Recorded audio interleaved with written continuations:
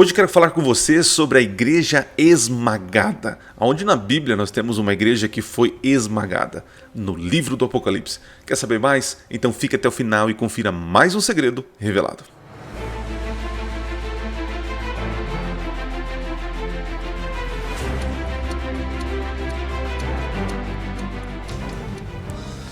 Olá, seja bem-vindo a mais um vídeo do canal Minuto Profético. Hoje nós vamos falar sobre a igreja perseguida,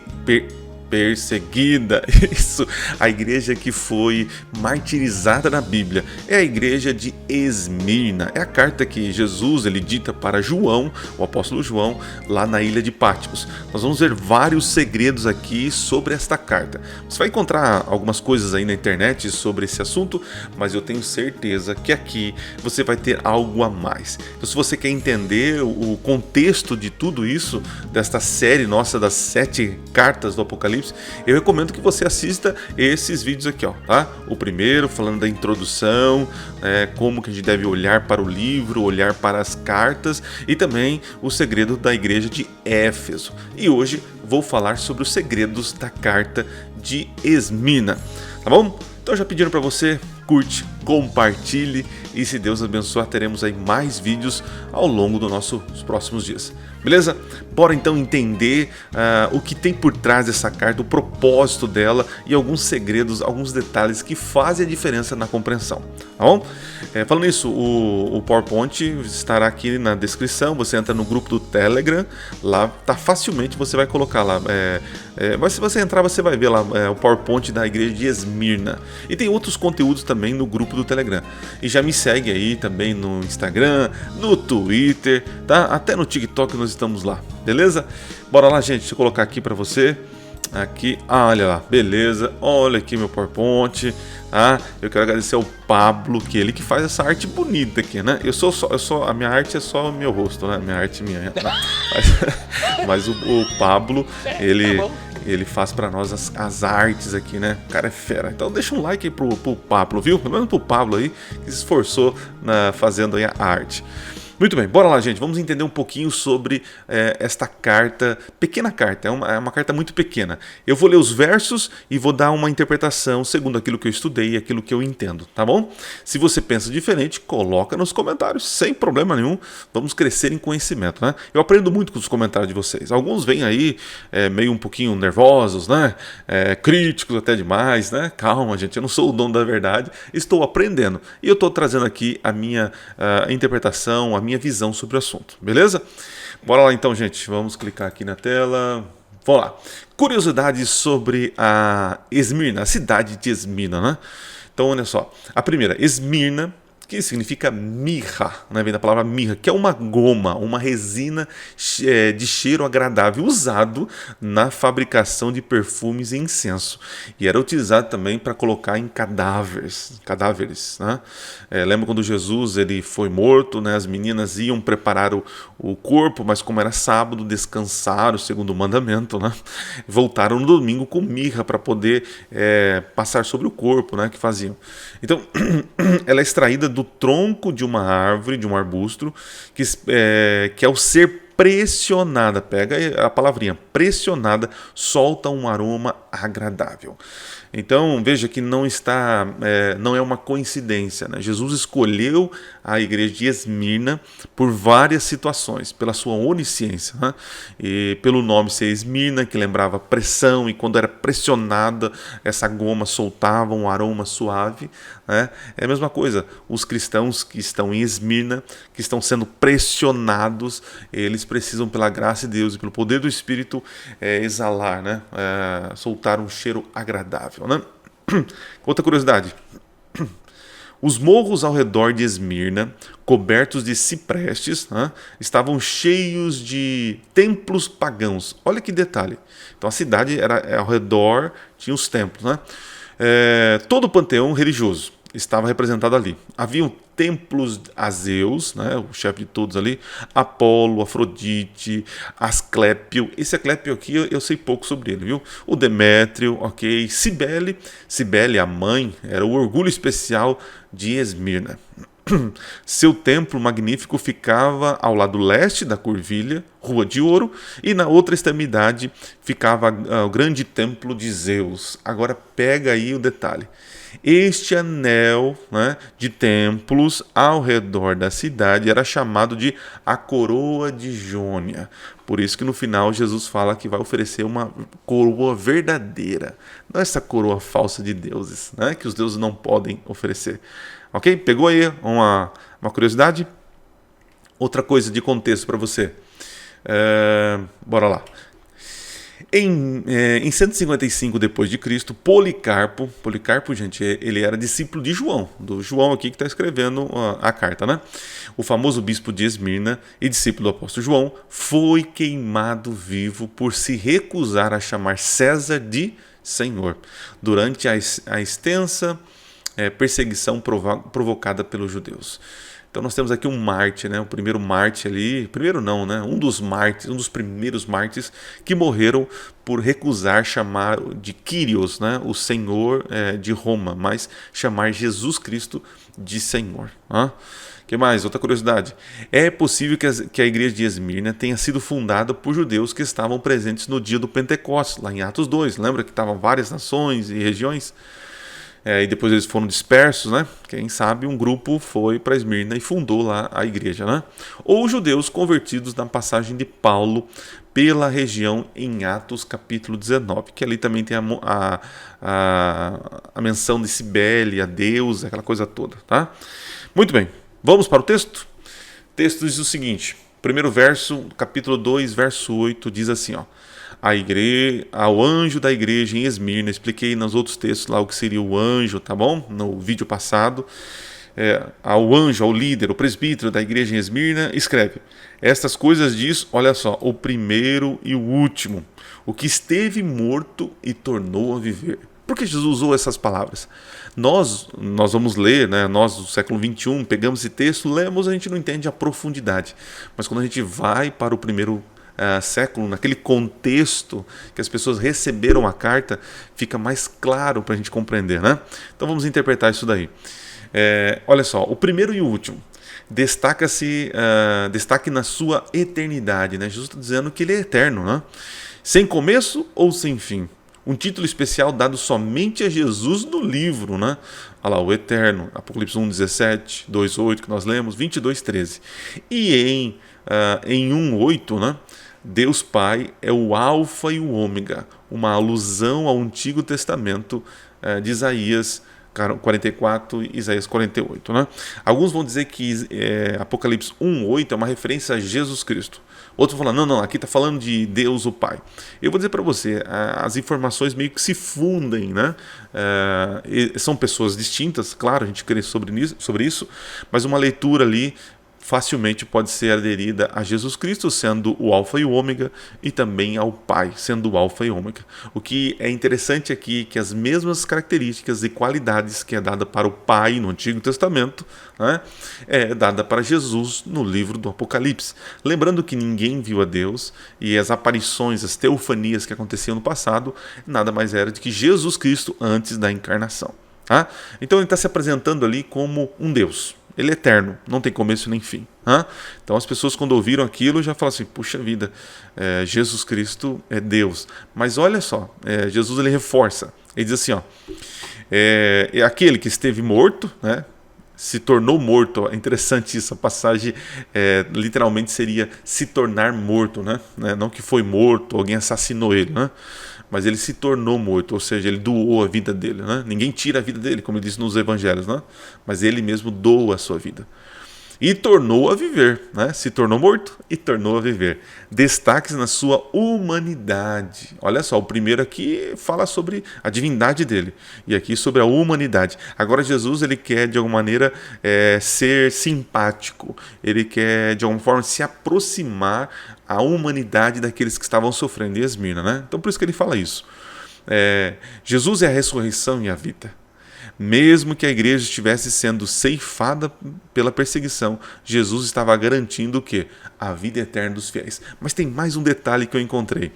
E também uma alusão à história mitológica da ave fênix, Lembra? Para quem já está por dentro da história mitológica, é uma ave que morre e ressuscita, que sai das cinzas, né? A ave fênix.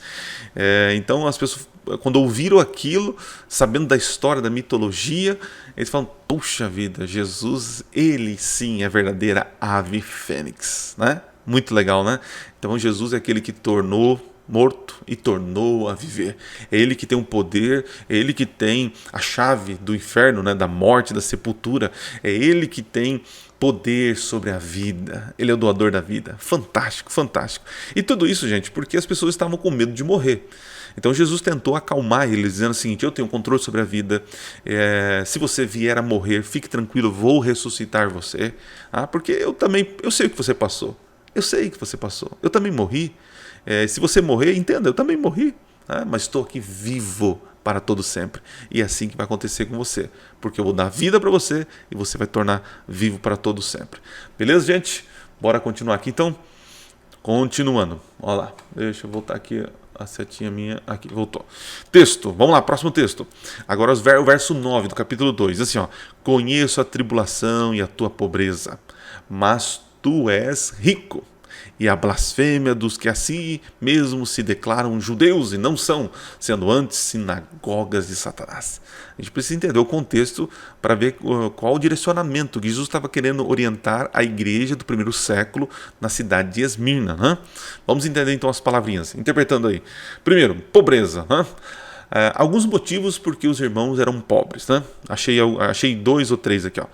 Primeiro, a perseguição por outras classes incentivadas pelo ódio judaico, destruição de propriedades e outros bens.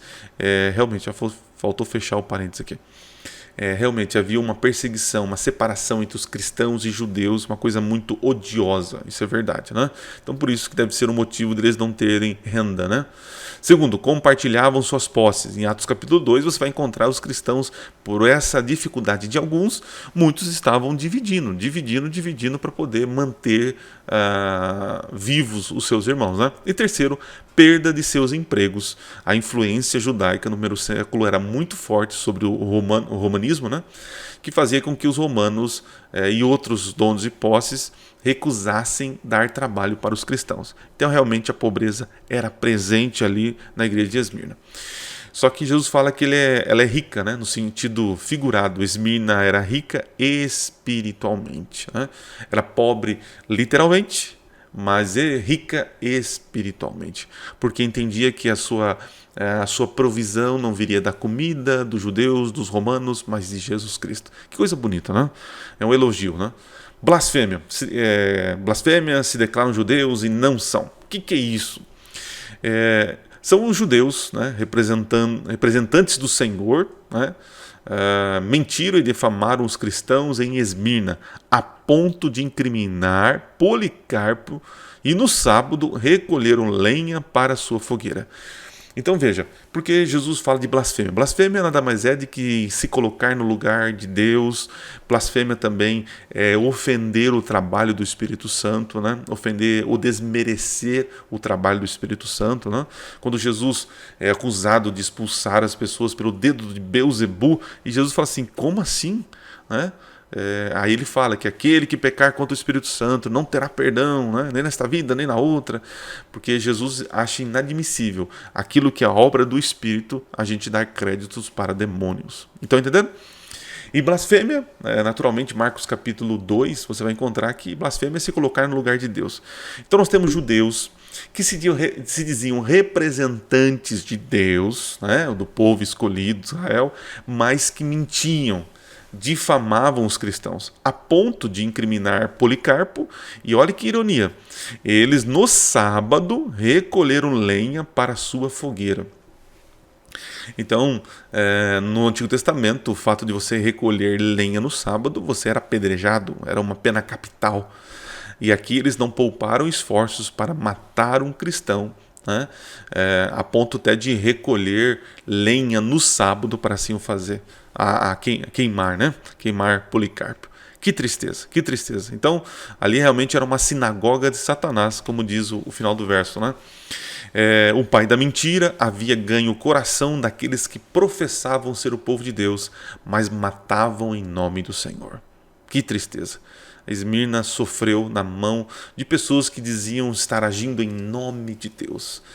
São sinagogas do pai da mentira, a igreja do pai da mentira, né? Continuando, bora lá. O texto de Apocalipse 2,10 diz assim: não temas as coisas que tens de sofrer. Eis que o diabo está para lançar em prisão alguns dentre vós, para ser disposto à prova. E tereis tribulação de 10 dias, e ser fiel até a morte, e dar-te-ei a coroa da vida. Olha quanta informação nós temos nesse verso, né? Então vamos lá, devagarzinho. Primeiro ponto para a gente entender. Não temas que tens de sofrer. Olha que bonito. Assim como o sofrimento é inevitável, a segurança do Senhor é real e presente. São em tempos difíceis que o medo é vencido pelo conforto das palavras não temas. Bonito, né? Foi eu que escrevi isso aí.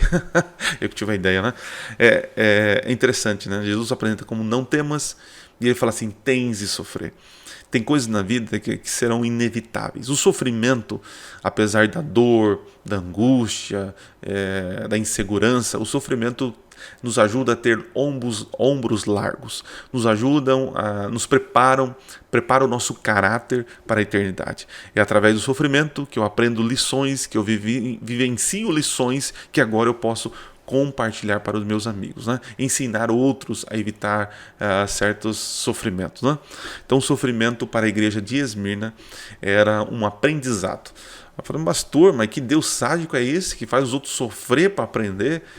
Eu vou dizer para você, eu como pai, por amar a minha filha, muitas vezes eu prefiro que ela coloque o dedo na tomada e sinta a dor ali para nunca mais precisar fazer algo mais perigoso. Tá bom? Muitas vezes a gente quer colocar no lugar de Deus e achar que nós temos uma resposta ou nós temos uma educação melhor do que Deus. Será? Né?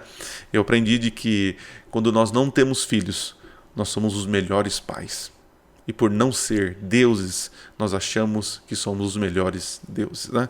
É só para ser Deus, para você entender o que é realmente amar e cuidar. Né?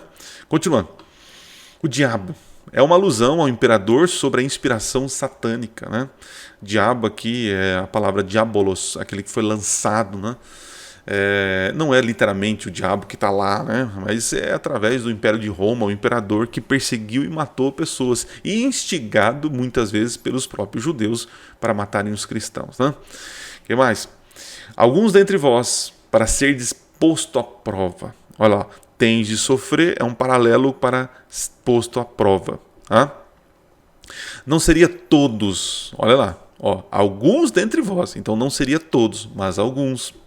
Nas prisões eles seriam forçados a trabalhar em trabalhos pesados que provavelmente os levariam à morte. A prova é intencional para o benefício do crente. Deus tem seus meios, Deus tem seus planos, né? Ele nunca falou que você não passaria pelo vale da sombra da morte, mas ele falou que se você passasse, ele estaria aí com você. Isso faz muita diferença. Continuando, tribulação de 10 dias, aqui está a treta de muitos intérpretes, né, da teologia. O que seria esses 10 dias? Né? A grande maioria, 90% aí vai dizer que seria apenas uma alusão, né? Pode estar ligado com Daniel 1, do 12 ao 14, né? Que diz que Daniel e os seus amigos foram experimentados por 10 dias. Esses foram os 10 dias da provação. Lembra que ele chegou, não queria comer as iguarias do rei, e então ele pediu 10 dias para ser provado. Né? E nós não sabemos ali, esses 10 dias, se é apenas uma questão literal ou um período pleno e completo. Né? Alguns vão falar que o milênio deriva disso, né? Que o milênio, que é 10 dias elevado à potência, que dá 1000 e tantas outras coisas aí. Então 10 dias seria um prazo curto ou um prazo curto de tempo suficiente para alguma coisa. Eles vão levar nesse sentido, tá? Então os 10 dias não seriam literais, mas seria um tempo suficiente pequeno para a prova. Tá? É mais ou menos isso. Pastor, mas o que seria? Você afirma o quê? Não, eu não vou afirmar, mas eu vou dizer para você que faz sentido essa interpretação de esses 10 dias serem um período curto o suficiente. Porém, todavia, entretanto, existe agora o que nós chamamos de implicação profética, né? Uma interpretação profética, que dias aqui representam, né? Anos. E você vai ter a base bíblica aqui, né? Então, 10 anos de perseguição. Então, não foram 10 dias, foram 10 anos. Existem base para os dois? Existem base para os dois. Tá? Mas tem diferença, então, e se for só 10 dias? Tudo bem. E se for 10 anos? Tudo bem também, né? Não vai mudar nada de extraordinário na teologia se você indicar um ou outro. Mas os dois têm base, né? E por que não entender os dois? Pode ser. Jesus ele tem a sua onisciência, né? Ele usou um contexto ali também para explicar algo maior que aconteceria. Tá bom? Mas vamos seguir. Estamos terminando. Ser fiel até a morte, apelo ao compromisso. Jesus nunca lhe pedirá algo que ele mesmo já não tenha feito.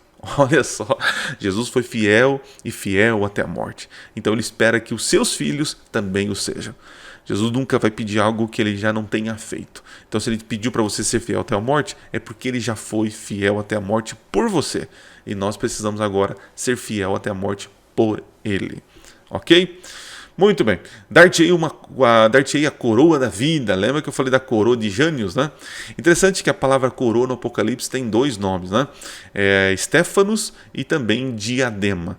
Só que a palavra coroa nesse texto é a palavra Estéfanos, que representa a coroa de vitória. Então, depois de muita prova, eles teriam a vitória. E a vitória ia ser contemplada como uma coroa de vida eterna. E em outros textos você vai encontrar diademas, né, na Bíblia, que é coroa de realeza. Né? Jesus tem muitos diademas no capítulo 19, porque ele é o rei dos reis.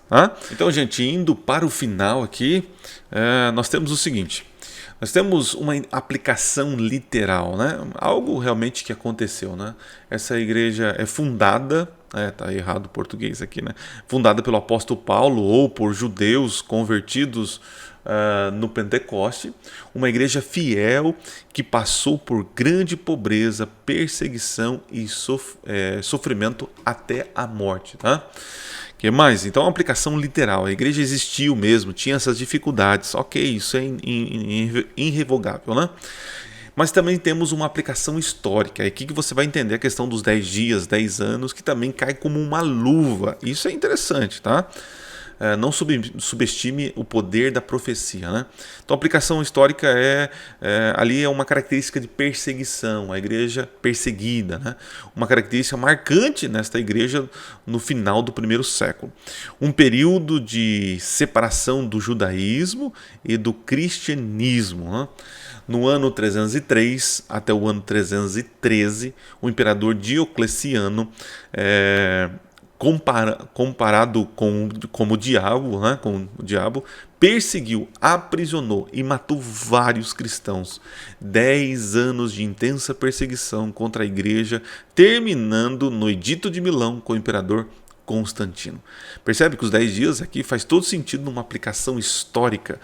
Eu tenho falado para vocês aqui nessa série que as igrejas do livro do Apocalipse, elas revelam características do povo de Deus ao longo da história.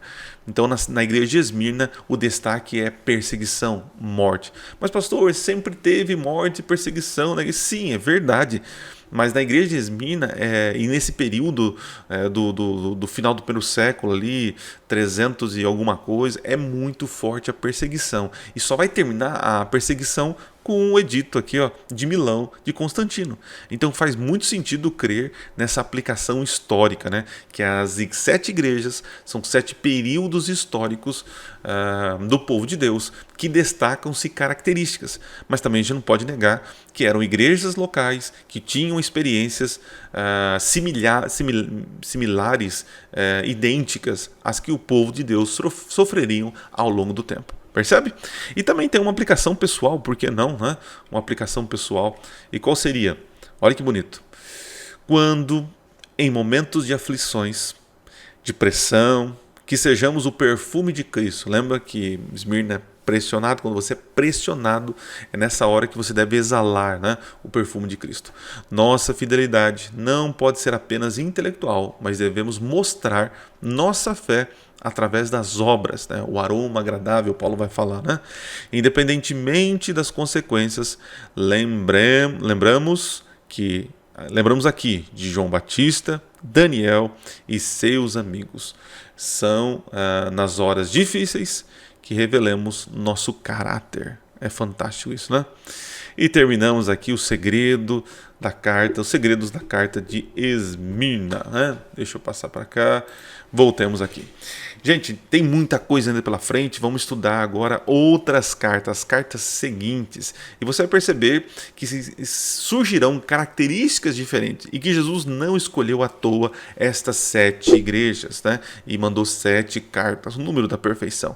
Jesus sabia que aquele sofrimento, aquelas coisas que estavam acontecendo no primeiro século, seriam similares, né? Seriam idênticos às características que os cristãos desenvolveriam ao longo do tempo. Então, o que isso traz de bom para mim?